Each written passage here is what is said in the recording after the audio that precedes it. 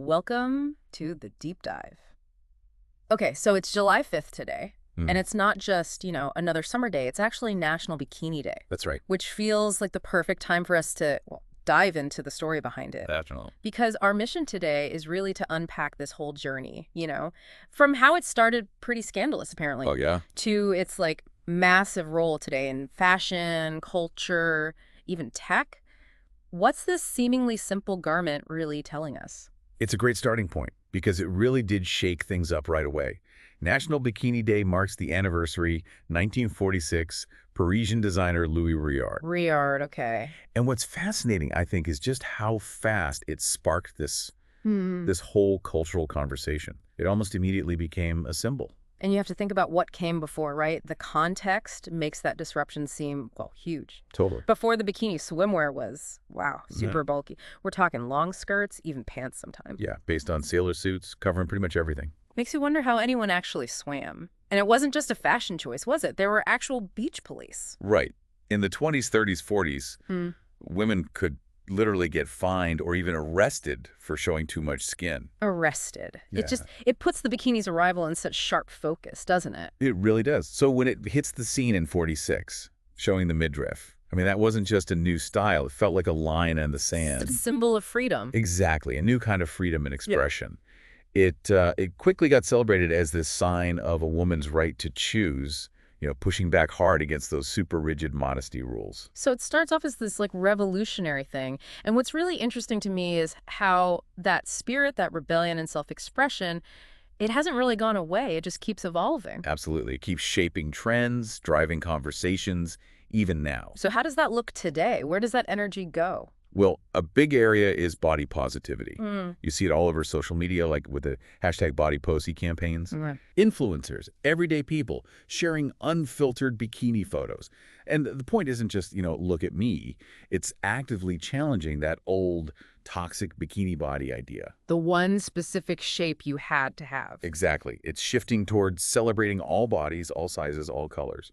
It's about confidence, really, not conforming. And it's not just the message, right? The actual bikini is changing, too. I've seen a lot about sustainability. Oh, huge trend. Loads of brands now are making bikinis from recycled stuff. Ocean plastics, old fishing nets. Like Reformation woven. Yeah, those are great examples. It ties swimwear directly into, bigger environmental goals. But it also reflects culture, doesn't it? Think about the difference between, say, the string bikinis you see everywhere in Brazil, or topless sunbathing being pretty normal in parts of France, versus the burkini, the full coverage swimwear popular in some Middle Eastern countries. It really shows how local values and even climate shape things. That's fascinating. Such different expressions. And the connections keep branching out. You've got bikini fitness competitions in the bodybuilding world. Right, that's a whole scene. Yeah, showcasing strength, dedication, confidence.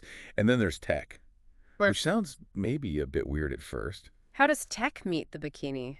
Well, digital fashion, for one.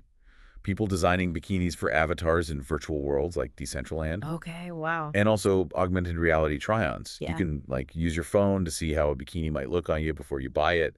Sometimes the digital stuff is just pure creativity, not bound by real-world physics. Kind of a glimpse of the future, maybe. That's wild. The adaptability is just incredible. And it's still huge in high fashion, too, isn't it? Oh, absolutely. Luxury houses like Chanel, Versace, they create these incredible pieces.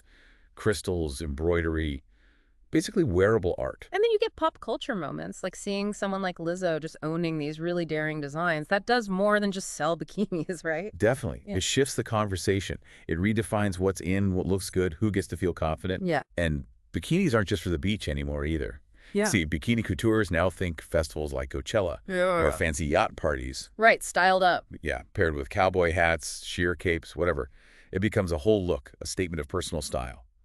But it's also worth remembering there are still tensions.